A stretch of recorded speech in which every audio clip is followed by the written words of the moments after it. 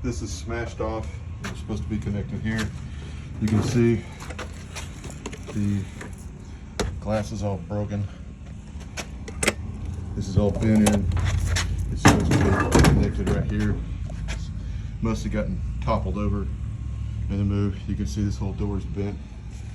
Glass cracked. Scuffed on the bottom.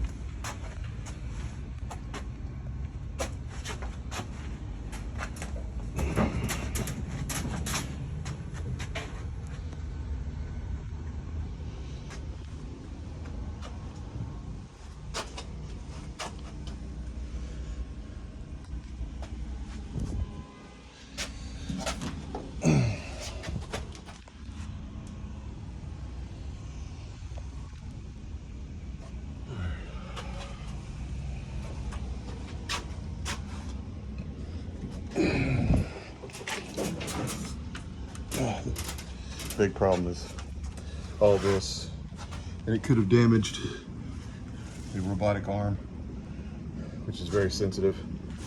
So who knows how bad it fell, but pretty rough.